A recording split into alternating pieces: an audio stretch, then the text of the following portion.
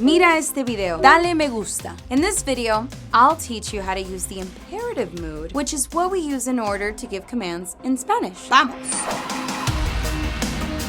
Whether it's giving someone an instruction, offering an invitation, or making an apology, imperatives are used all the time in Spanish. In this video, we're going to teach you how to use the imperative mood and share some neat tips and tricks to help get you speaking commands like a native Spanish speaker in no time. And of course, if you want to speak Spanish like a native speaker, make sure to check out BaseLang.com, where you get access to unlimited one-on-one Spanish classes with native speaking teachers via Zoom. So what is the imperative mood? The imperative, or imperativo, is used in Spanish to give suggestions, commands, or orders in a direct way. The imperative is known as a mood rather than a tense because it is used to express a want or desires and always refers to the exact moment in which it's used. And it can only be used when referring to the first person, we, nosotros, or second person, you, you all, tú, ustedes. For example, ven a mi casa, come to my house, or no corra, do not run. As you can see, the imperative mood can sound very direct, but there are polite alternatives. To be more polite, you could use the conditional tense. ¿Podríamos ir a comer algo? Could we go to get something to eat? Use can you and infinitive verb. ¿Podemos tomar un café? Can we have a coffee?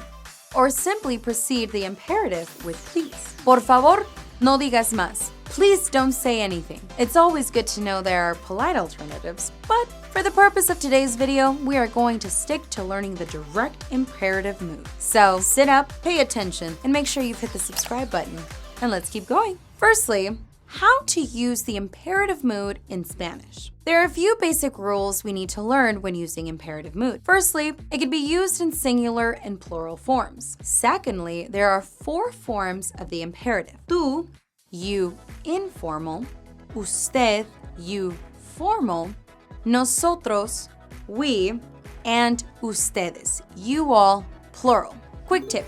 Nosotros can also be used as the equivalent to how we use let's in English, like in let's go to the park. Finally, you may have noticed that the third person is missing. We don't give commands in the third person in Spanish. Let's go through how to conjugate the imperative. When conjugating the imperative, we simply change the endings of the verb depending on whether it ends in ar, or ir. The endings are replaced based on the 4 forms of the imperatives we mentioned earlier. Tú, usted, nosotros, and ustedes. Another tip. Tú is the only form which changes ending depending on whether it is affirmative or negative. The other forms have the same ending for both. Let's take a look at regular verbs first and the endings you need to conjugate depending on the form you use. Starting with regular AR verbs. Let's take the verb trabajar, to work, as an example. For tú, the ar is replaced with a for affirmative or es for negative. So, trabajar, to work, becomes the affirmative trabaja, work, or the negative no trabajes, don't work. For usted, formal you, ar is replaced with e. So, trabajar becomes trabaje. For ustedes, plural, ar is replaced with en. Trabajar becomes trabajen. And finally, for nosotros, we, ar becomes hemos. So, trabajar becomes trabajemos. You can find a full table of examples in the article on our website, link in the description below. Next up, we have the regular and ir verbs. Luckily for us, they follow the same conjugation rules. So, we use the same endings for both. This time, we'll use the verb beber, to drink, as our example. Starting with tú. The or ir is replaced with e for affirmative or as for negative. So, beber becomes bebe or bebas. For usted, formal you, or ir are replaced with e.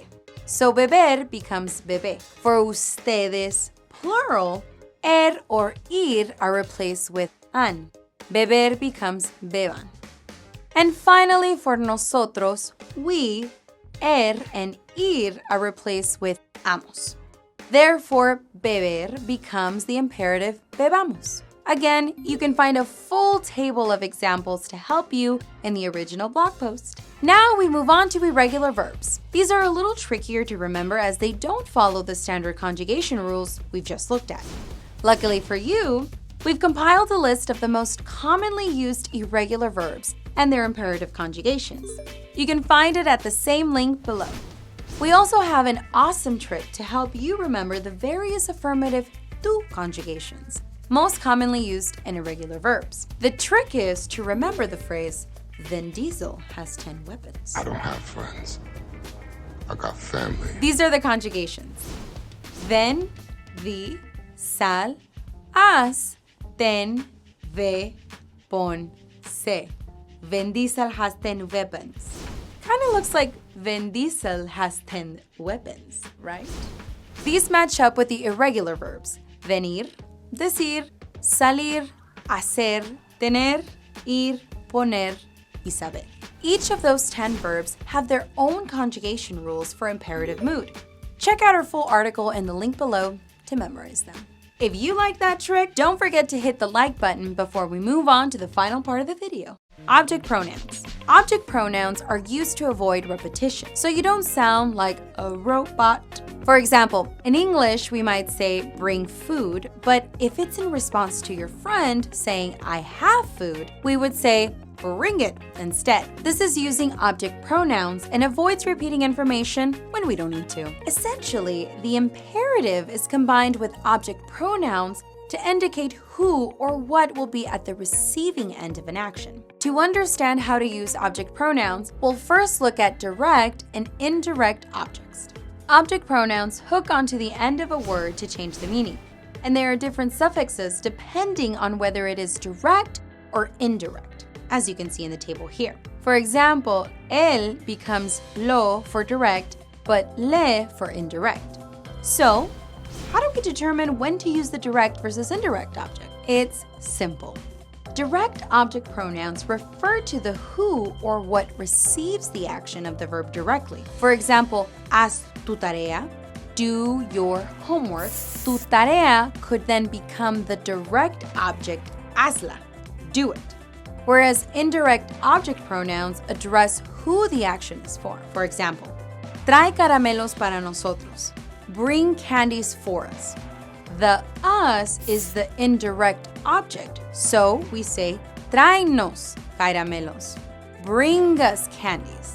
That's it. Last but not least, we need to know how to use object pronouns depending on whether it is an affirmative or a negative command. Single object pronouns are like the examples we've just used. In these examples, the suffix hooked onto the end of the imperative conjugation when it was affirmative. However, if they were negative, instead of acting as a suffix, the pronoun would be placed before the verb. So, the affirmative, espérame, wait for me, would become the negative, no me esperes, don't wait for me. We use the same affirmative or negative rules for double object pronouns too, which are phrases which include both direct and indirect object pronouns. They are structured by adding the indirect object, indicating who it's for or to, followed by the direct object, the object of the sentence itself, to the conjugation. For example, compra un oso de peluche para ella. Buy a teddy bear for her. Becomes a single object, cómprale un oso de peluche. Buy her a teddy bear. And then becomes a double object, cómpraselo. Buy it for her. Now you should know how to give commands in Spanish. You can test your knowledge with practice questions in the article below. If you want to practice the imperative mood or simply level up your conversational skills, head over to BaseLang.com and schedule your first class with a live Spanish teacher today. With BaseLang, you can take unlimited one-on-one Spanish classes with native-speaking teachers via Zoom. Try your first week for only $1. For more grammar-specific lessons, check out our other videos on IR and AR verbs. Thanks for watching, and I'll see you in the next lesson.